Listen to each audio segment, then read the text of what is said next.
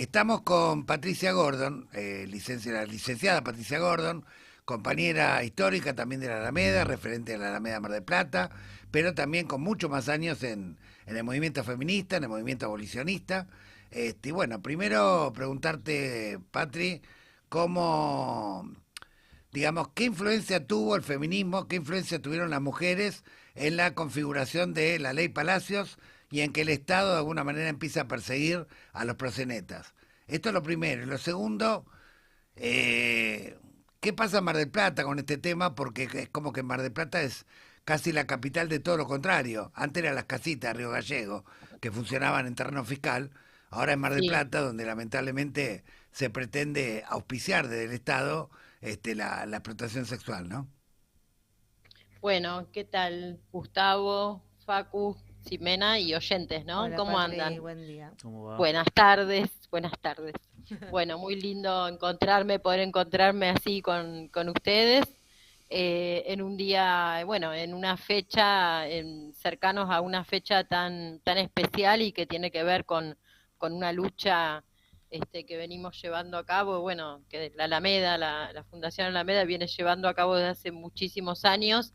eh, y que tiene que ver, bueno, un poco dos partes, ¿no? Gustavo, vos hablabas eh, bueno, de cuáles fueron las influencias, ¿no? Y para eso, no sé si estuvieron hablando antes del Un tema, poquito, sí. digamos, claro, seguramente habrán hecho alusión a esas mujeres donde, si bien no es que no existía el feminismo, digamos, en fin del siglo XIX, porque bueno, se empezaba a gestar, digamos, un movimiento muy importante que fue creciendo a lo largo del tiempo, ¿no? Pero que fundamentalmente me parece que destacar que esas mujeres eran mujeres trabajadoras, que eran mujeres obreras, ¿no?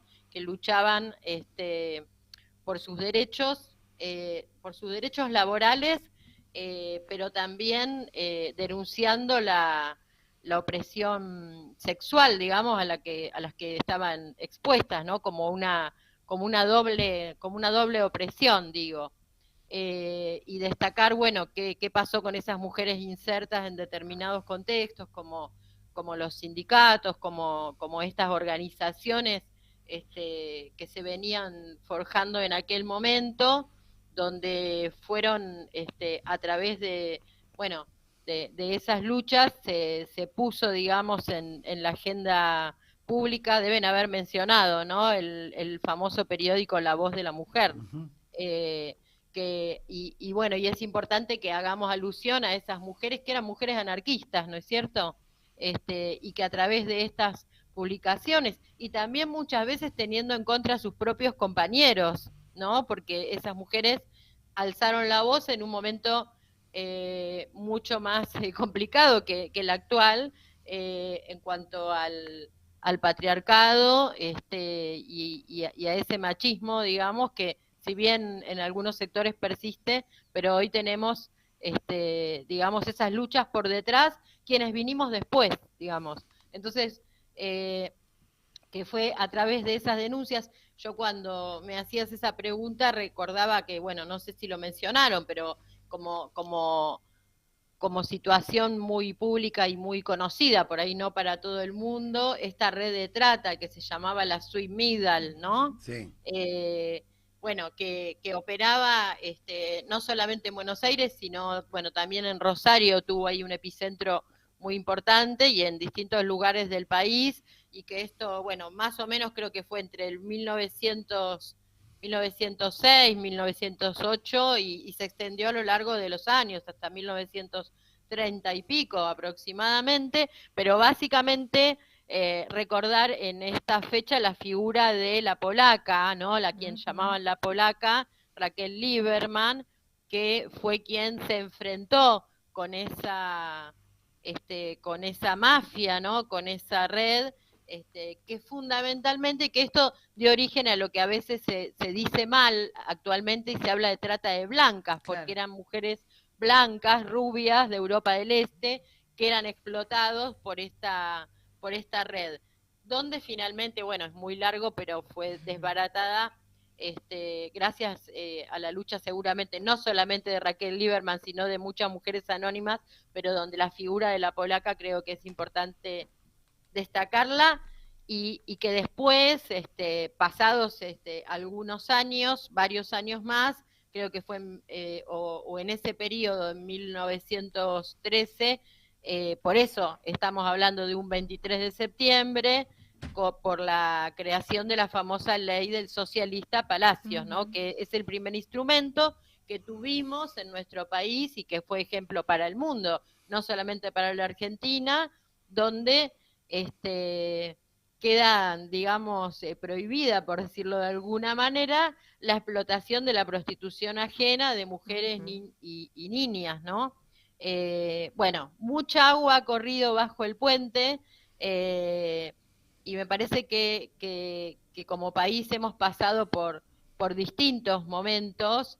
Yo cuando quiero hacer un poquito de historia, bueno, es como muy inevitable recordar a Marita Verón, la lucha de su madre, pero también la lucha de las organizaciones, de la cual, bueno, ya formaba parte en ese momento junto a ustedes, donde se puso también nuevamente en la agenda pública y bueno, y se modifica la ley de trata, algo que tenía que ver justamente con la intervención, bueno, y justo en esta época hablar de esto, ¿no? La intervención del Estado a partir de esta ley en lo que son los derechos de las víctimas de explotación sexual, en este caso, digamos, ¿no? Laboral también, pero digo,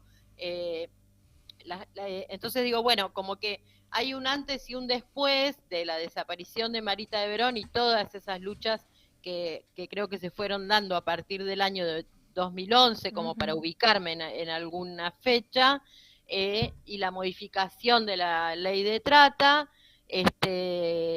enumerando cuáles son los derechos de esas mujeres explotadas sexualmente, donde es el Estado el que tiene que justamente dar respuesta en un momento donde parece bueno, que el Estado, en momentos de motosierra y de una crisis tan profunda, pero no digo una crisis profunda económica solamente, si bien no podemos dejar de hablar de economía, una crisis de valores, una crisis social, una crisis cultural, algo que a partir de este sistema, digamos, ¿no? Que empuja justamente a que las jóvenes hoy se prostituyan directamente, siendo que la Argentina es un país abolicionista por todo este recorrido, bueno, y un recorrido mucho más extenso que deberíamos hacer en otro momento.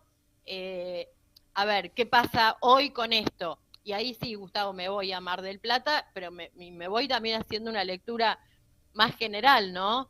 Porque hoy por hoy lo que tenemos es que el gran rufián que como se llamaba en la época de la Suimi, el gran rufián es el gran rufián es este sistema, digamos, neoliberal o como querramos llamarlo, que empuja permanentemente a que los cuerpos se vendan, ¿no? A que se ve, digamos, a que las infancias desaparezcan, por ejemplo, porque hoy por hoy el mercado convoca permanentemente a que las niñas no sean niñas, a que los adolescentes no sean adolescentes, a que los cuerpos, bueno, digamos, a que existan plataformas tipo OnlyFans u otras, que hay muchísimas, donde los cuerpos se venden, pero con el mensaje de vos sos tu propia jefa. Claro. O sea, ahí está el punto, me parece, ¿no? Que es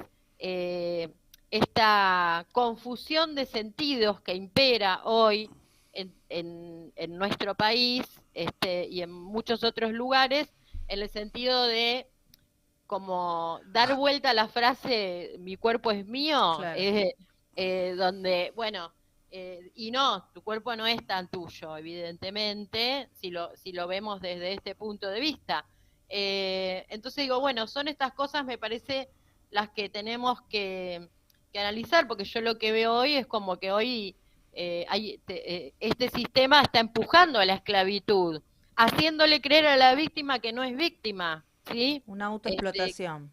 claro, que sos tu propia jefa, pero a la vez coartando otras posibilidades, porque el ataque a la educación no es casual. ¿Para qué vas a ir a la universidad? ¿Para qué vas a estudiar? ¿Para qué te vas a formar en algo específico? Si vos podés ganar plata más fácil. ¿Qué nos dicen los anuncios? ¿Vieron cuando ponemos YouTube? No sé si les pasa que aparece, no sé, cualquiera y te dice, ¿querés ganar dinero fácil? ¿Querés ganar dinero rápidamente? Bueno, hacia eso nos conduce todo esto que nos rodea lamentablemente. Eh, y que bueno, por supuesto que va a recaer con mucho más peso sobre determinadas clases sociales, por supuesto que tiene que ver con la pobreza, porque las mujeres de que venían, las de Europa del Este, no tenían para darle de comer a sus hijos, y hoy también pasa lo mismo, ¿sí? Entonces digo, bueno, hemos avanzado tanto, como dije así muy sucintamente, en materia de leyes, pero hemos retrocedido tanto en estos últimos años con respecto a las condiciones, ¿no? A las condiciones de existencia, Sociales. que me parece que es muy preocupante. Y para no irme tanto de tema, Sí, porque me porque pongo ahora tenemos un borrágica, economista y nos quedan 10 minutos, bueno, Patri. dale, me voy un poquito. No, bueno, Mar del Plata, Gustavo y compañeros y compañera, históricamente fue, digamos, una ciudad muy asociada, ¿no? Esta postal de la ciudad feliz, del puerto, del casino, de la joda, de la prostitución también durante mucho tiempo, y debemos recordar que a partir de las acciones que llevamos a cabo a partir del año 2009 en Mar del Plata, denunciando la existencia de lugares donde se explotaba a mujeres sexualmente, y como pasa en otras provincias, esos lugares ya no existen, pero ¿qué existen? Existen las redes sociales, digamos, no es que yo creo que la lucha de la Alameda logró un gran avance en Mar del Plata con la creación de ordenanzas, con la creación de una mesa que después continuó, con la concientización del tema, con el trabajo con otras organizaciones, y eso dio sus frutos. Pero hoy por hoy Mar del Plata, por supuesto, no escapa y sobre todo, digamos, con el gobierno que tenemos acá en Mar del Plata, con Montenegro, que creó una zona roja, porque es la zona de la peste, digamos, ¿no? Donde se Claro. excluyó a las personas en situación de prostitución para que sean reprimidas, etcétera, etcétera. O sea que Muy no bien. estamos no es muy distinto a lo que pasa en el resto del país, pero sí con un movimiento que fue creciendo, ¿sí? Con un movimiento de mujeres que fue creciendo, con muchas organizaciones que se fueron también inmiscuyendo y ocupando del tema, cosa que costó muchísimo porque la trata siempre fue como un tema que vino después que la violencia de género. Y en realidad la trata y la explotación sexual son una de las formas más crudas de violencia de género también, Sí, ¿no Muy es bien. sin cierto? ninguna duda. Muy bien.